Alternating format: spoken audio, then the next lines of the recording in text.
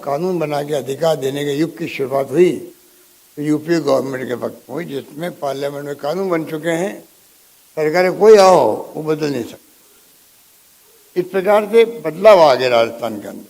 अब तो हम राजस्थान को कैसे बहुमुखी विकास राजस्थान का हो इस दिशा में आगे बढ़ रहे हैं, हमारी सोच होनी चाहिए। इसलिए मैंने कहा कि हर क्षेत्र में अभी आपको बताया गया किस प्रकार से, अभी कटाई बता रहे थे आपको, किसानों के लिए उनके हितों को देखते हुए चाहे बिजली की बात हो, किसानों के लिए फूड प्रोसेसिंग इकाई लगाने की बात हो, उनके लिए बिजली का बिल जो है सब्सिडी दी जा रही है, और 15 साल में देख रहा हूँ कि एक नया पैसा नहीं बढ़ा। 90 नए पैसा कहते हैं तो वही बात रखते 5। अभी 1000 रुपये हम लोगों ने दिए उनको प्रति माह किसान सम्मान निधि के रूप में। अभी मुझे हमारे अध्यक्ष जी बता रहे थे दोतासा जी कि इनके भी उसके कारण से जीरो बिल आने लग गया है। आप बताइए, ये जीरो बिल इनके भी आने लग गया है। करीब 3 लाख किसानों को उसका लाभ मिल रहा है, जिसमें उनके 1 रुपये नहीं आ रहा बिल का, और बाकी लोग आ रहा है तो उनको 1000 रुपये की छूट मिल रही है। बहुत बड़ा काम हुआ। हर फैसले जो हैं, हर फैसले मैं समझता हूँ कि जनहित में ऐसे हुए हैं जिसका लोग याद करेंगे। क्योंकि कल भी मीटिंग है, कल हेल्थ जो हमारा बहुत प्यारा सब्जेक्ट है, कैसे हम लोगों को राहत दें। लोगों को तकलीफ होती बीमारी होने पर, कितना खर्चा होता है। तो हमने एक संकल्प ले रखा है कि जैसे पहले फ्री मेडिसिन शुरू की, फ्री टेस्ट शुरू किए, 5 लाख रुपए का भी ऑप्शन दे थे, तो योजना लाए हैं चिरंजीवी योजना, 5 लाख तक का बीमा, बहुत बड़ी बात है, कैशलेस। और उसमें जो लोग सुन रहे हैं इस प्रोग्राम को, क्या आह्वान करना चाहूँगा, अभी तक जिन्होंने नाम नहीं जुड़वाया नाम जुड़वा लें, वरना जब बीमार पड़ते हैं कोई व्यक्ति परिवार में, बिल बहुत बड़े बन जाते हैं। टेक्निकली अगर नाम नहीं जुड़वाएं तकलीफ आए। अभी हमने और छूट दी है, जो लोगों ने नाम नहीं जुड़वाए हैं उनके नाम जुड़वाने के लिए आगे आए लोग, कार्यकर्ता या कर्मचारी, उनको 100 रुपये प्रति व्यक्ति देंगे, जिससे कि एक आदमी का नाम, एक परिवार का नाम वंचित नहीं रहे। इस प्रकार की सोच के साथ हम लोग आए। धारीवाल जी ने तो विस्तार से अपनी बात कही। विभाग की स्मार्ट सिटी के प्रोजेक्ट हो, चाहे वो इनके खुद के हों, मेरे ख्याल से 20 साल पहले के जैसे देखे राजस्थान का तो और था, चाहे जयपुर हो, चाहे वो जोधपुर, बीकानेर, कोटा, अजमेर, भरतपुर, कुछ भी हो। 20 साल में जब जब सरकार आई है कांग्रेस, मैं समझता हूँ कि कायाकल्प करने का प्रयास शहरों का भी, पूरे राजस्थान के। जयपुर में तो जवाहरलाल नेहरू मार्ग, गोयटा बैठे अभी कोई बता रहे थे, जो जेडीसी उस वक्त में थे, सिंगल रोड थी, वो शानदार रोड्स बन गई चारों ओर Jaipur. Over bridge, under bridge पता नहीं कितने बन गए अब तो। कटपुरी नगर आपका सिंगल रोड थी, यहाँ पर भी कोई राष्ट्रपति या प्रधानमंत्री आते देखते हुए क्या बात है, सिंगल रोड। कटपुरी नगर आया हुआ था आधी रोड तक। आज जो कोई नक्शा बदला जयपुर का, पानी आ गया बिसलपुर का, एक के बाद एक योजनाएं बनी, टनल बन गया घाट की घोनी की। ये तो कुछ एग्जाम्पल है। अब और तो हाउसिंग बोर्ड, धारीवाल ठीक कह रहे थे कि पिछली गवर्नमेंट ने तो अनाउंस कर दिया था करीब करीब किसको बंद करने का। इस हाउसिंग बोर्ड की कल्पना मोहनलाल सुगाड़िया के वक्त में हुई हो, जिसने अपनी भूमिका अदा करी हो लोगों को घर देने में, उसको बंद करने नौबत आ जाए गलत नीतियों के कारण से। आज देखिए आप, कोई हाउसिंग बोर्ड ने अपने मकान बेच भी दिए हैं, इनकम भी कर रहे हैं और निर्माण के काम भी कर रहे हैं। और तो और एमएलए विधायक को जो निवास स्थान बन रहा है, मल्टी स्टोरी, वो भी हाउसिंग बोर्ड बना रहा है। आप सोच सकते हो कि अगर इच्छा शक्ति हो तो क्या नहीं हो सकता है। हमारे मंत्रिमंडल साथी बैठे हुए हैं और हमारे ब्यूरोक्रेट के साथी बैठे हुए हैं, पूरे गर्व कहते हुए कि हमारे जनप्रतिनिधि होने, चाहे वो मंत्री के रूप में हो चाहे विधायक के रूप में हो, और चाहे ब्यूरोक्रेसी में मुख्य सचिव लगा करके जो भी अधिकारी है, चाहे वो HCS है, चाहे वो प्रिंसिपल सेक्रेटरी या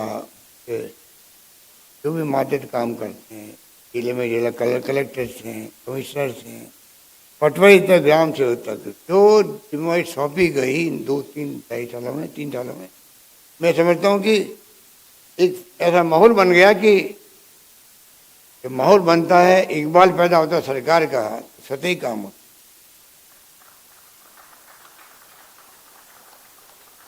कई फैसले किए हमने पुलिस के अंदर भी, कल बताएंगे आप। इतिहास बना राजस्थान का, देश के अंदर भी बदनाम राजस्थान करने की साजिश है, वो अलग बात है, परंतु जिस प्रकार से हमने क्रांतिकारी फैसले किए हैं विभाग के अंदर, वो भी लोग जानते हैं, उनको मालूम है। इन्वेस्टमेंट राजस्थान में कैसे आए, उसके लिए 24-25 जनवरी को जो इवेंट की जा रही है, तैयारी पूरी हो रही है, उसकी भी शानदार इवेंट होगी। और माहौल, अभी हमारे साथी गए थे, संगुला जी के साथ में, साबर जी के साथ में पूरी टीम गई थी, बेंगलोर में, बॉम्बे में, कलकत्ता में, अहमदाबाद में, सब जगह अच्छा रेस्पॉन्स मिल रहा। मैं समझता हूँ कि वो कॉन्फ्रेंस अच्छी होगी जिससे कि आने वाले वक्त में और ज़्यादा इन्वेस्टमेंट आएगा। तो मैं आपको कह सकता हूँ कि जिस रूप में सरकार की दृढ़ इच्छा शक्ति है काम करने की, उसी रूप में काम के फैसले हो रहे हैं, उसी रूप जो चुनौतियाँ आती है उसका मुकाबला कर रहे हैं और कामयाब भी हो रहे हैं। और मैं इस मौके पर कहना चाहूँगा प्रदेशवासियों को, तीसरी लहर की चर्चा चलती है, ओमिक्रॉन नया वेरिएंट आ गया है, पूरी तरह हम लोग मॉनिटरिंग कर रहे हैं, भारत सरकार के भी संपर्क में रहते हैं, के अधिकारियों के, नीति आयोग के मेंबरों के। और मैं उम्मीद करता हूं कि एक ऐसी स्थिति आएगी तो अलग अलग तरह के राय व्यक्त की जाती है। WHO अलग राय व्यक्त कर रहा है, भारत सरकार के अधिकारी अलग राय दे रहे हैं। जर्मनी में और UK में, अमेरिका में ज़्यादा स्थिति नाजुक है। 70 देशों में पहुंच गया ये ओमिक्रॉन नया वेरिएंट।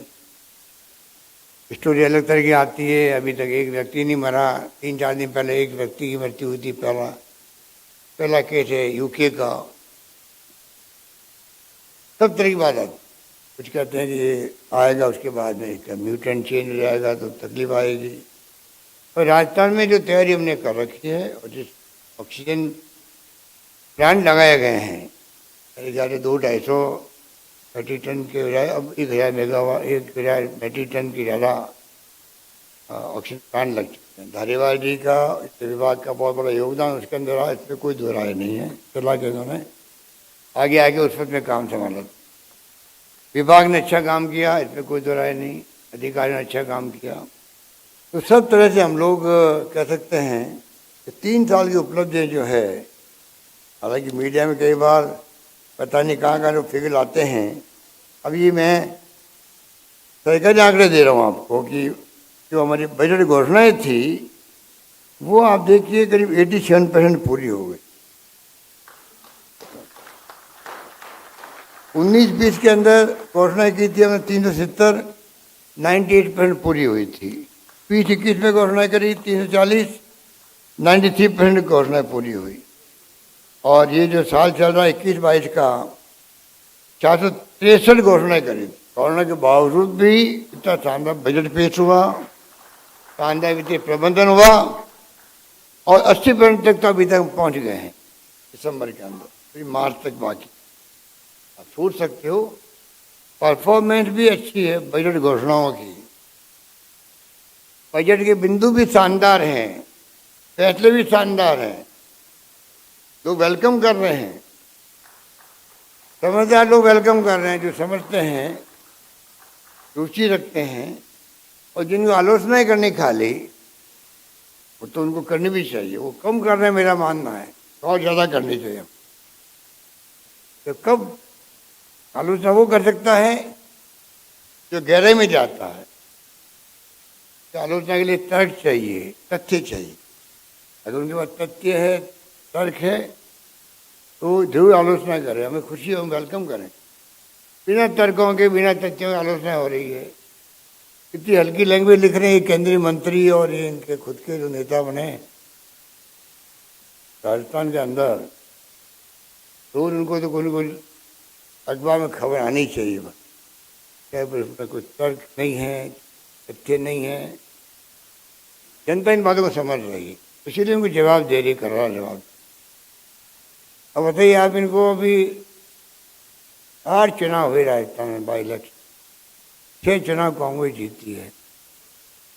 अभी 2 चुनाव हुए थे, दरियावद में और वल्लभ नगर में, इनकी जमानत जब्त हो गई। अब आप बताइए किस मुंह से ये आलोचना, ये जनता जवाब इसलिए दे रही है। आप आलोचना करो, प्रदर्शन करो, तथ्य तो बताओ, डर तो रखो सामने। 3-4 नंबर पे लोग आए हो। भारत सरकार का जहाँ तक सवाल है, प्रधानमंत्री जी को चाहिए कि वो राज्यों की चिंता करे। विकास राज्यों के थ्रू होता है। मुकाबला किया गया अगर कोरोना का, राज्य की सरकारों ने किया, चाहे वो किसी पार्टी की सरकार हो। केंद्र सरकार गाइड कर सकती है, हेल्प कर सकती है, परंतु राज्यों की भूमिका बहुत बड़ी होती है। उनको फाइनेंशियली मजबूत करना चाहिए। तो जो नीतियाँ उनकी है, वो नीतियाँ राज्यों के वित्तीय प्रबंधन को कमजोर करने वाली लगती। स्पष्ट दिख रहा है कि जो पहले पेट्रोल डीजल के दाम में एक्साइज ड्यूटी होती थी, मूल excise duty, excise basic excise duty, तो बंटवारा राज्य में होता था। उसको तो ले आए आप नीचे 0 के करीब। इसमें बंटवारा नहीं होता है, एडिशनल व स्पेशल एक्साइज ड्यूटी में उसको बढ़ाते जा रहे हो आप। क्या कारण? फाइनेंस कमीशन ने राज्यों को हिस्सा बढ़ाया, मेरे ख्याल 42% कर दिया, हमें बड़ी खुशी हुई। तो सारी जो स्कीमें थी भारत सरकार की, सेंट्रल स्पोर्शन स्कीम, पहले 80-20 था, 60-40 होते थे, अब 50-50 के लिए आए।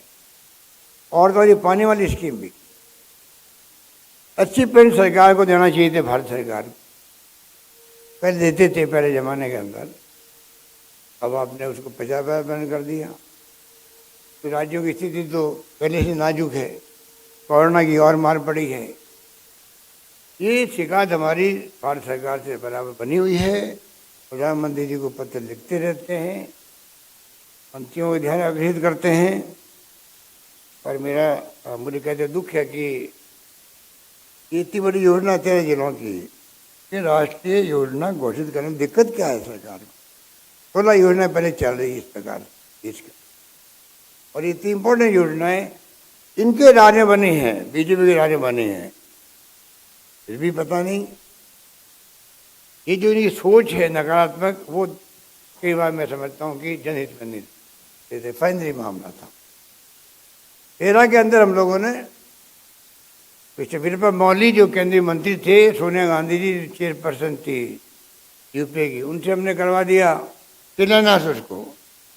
अगर काम प्रारंभ रहता तो अभी तक वो बन जाती योजना। तो 5 साल तक वो बंद कर दिया। दबाव डाला हम लोगों ने, तो चुनाव आते आते प्रधानमंत्री को खुद को आना पड़ा। तो हमने कहा भाई उसका तो शिलान्यास हो चुका है, सारे मंत्र पढ़े गए पहले ही, अब आप आगे क्या करोगे? पीएमओ के अंदर सोच पैदा हुई नहीं, क्या करा, बात तो ठीक कह रहे हैं। रास्ता निकाला, नए कार्ड छपाए गए, कार्य प्रारंभ होने के अवसर पर प्रधानमंत्री जी पधार रहे हैं। बताइए आप, शिलान्यास हुआ, वो 5 साल तक काम बंद रहा, कार्य प्रारंभ करने के लिए पधारे प्रधानमंत्री जी, घोषणाएं करी। आज स्थिति बन गई है, जो 38,000 करोड़ योजना थी लगभग, आज वो 70,000 करोड़ योजना बनने जा रही है। अभी बोल नहीं रहे हैं, HP शेल वाले भी, हिंदुस्तान पेट्रोलियम कंपनी वाले बोल नहीं रहे हैं, पर मेरे को जानकारी मिली कि 70,000 करोड़ योजना हो गई वो अब। और अभी तो लगेगा टाइम, पता नहीं 2 साल 2.5 साल कब लगेगा। ये सरकार बदलती रहती है जमहूरियत के अंदर, लोकतंत्र में, पर हमने कभी योजना वसुंधरा राजे जी के वक्त की योजनाओं को बंद नहीं किया। सरकार ने कोई योजना बंद नहीं की और उन्होंने हमारी कोई योजना चालू नहीं रखा। जब वसुंधरा जी आई है, पहला काम आता ही करते हैं, क्योंकि उनकी पार्टी की सोच यही है, काम बंद कैसे करो। अब रिफाइनरी बंद करने क्या तुक था, बंद कर दी। और भी कई योजनाएं जो इस प्रकार से, यूनिवर्सिटी देखिए आप, हरदीप जोशी पत्रकारिता university, Hardeep Joshi freedom fighter थे, यहाँ के मुख्यमंत्री रहे हैं, उनके नाम पे विश्वविद्यालय बनाया हमने जर्नलिज्म के लिए, बंद कर दी। डॉक्टर भीमराव अम्बेडकर साहब के नाम की लॉ यूनिवर्सिटी, उसको बंद कर दी।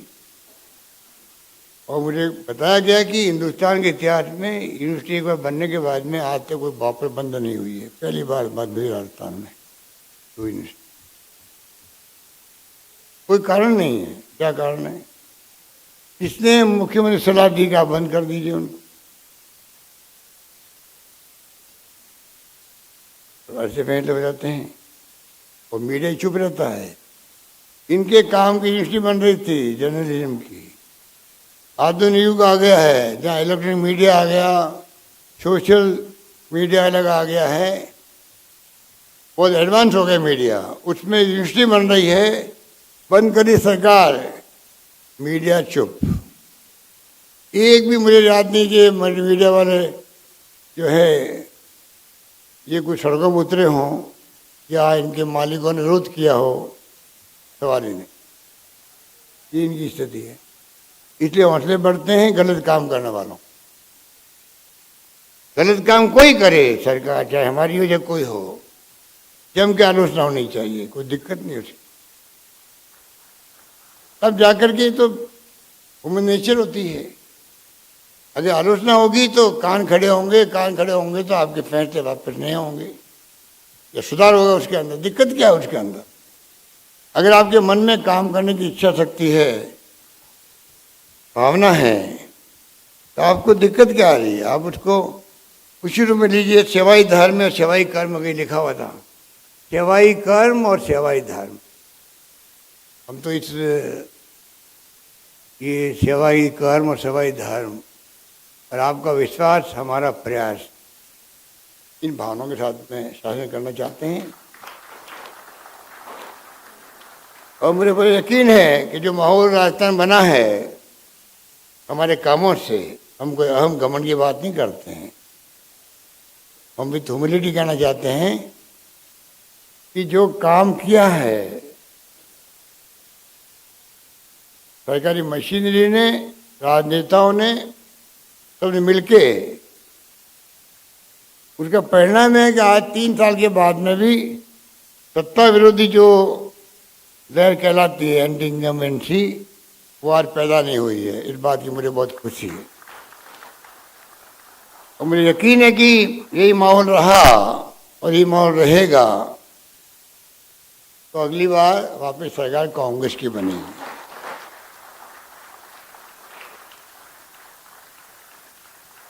और इसी रूप में हम लोग रात दिन एक काम किए हुए, चाहे अकाल पड़ो, चाहे सूखा पड़ो, चाहे कोरोना हो, हमने कभी रेस्ट नहीं किया और हमने लगे रहे कैसे हम लोग जनता को राहत पहुंचाएं, एक व्यक्ति को तकलीफ नहीं होनी चाहिए। इसलिए मैं यही बात कहता हुआ, तो कल और मीटिंग है यहाँ पर, अपनी बात समाप्त करता हूँ। बहुत बहुत धन्यवाद। धन्यवाद। जय हिंद। धन्यवाद। माननीय, आपका बहुत बहुत आभार। निस्संदेह यकीनन आपकी बात सही है कि अगर इच्छा शक्ति है, समता, समानता और बंधुता के साथ जो जनहित सुनिश्चित करती है, वही है हमारी सरकार।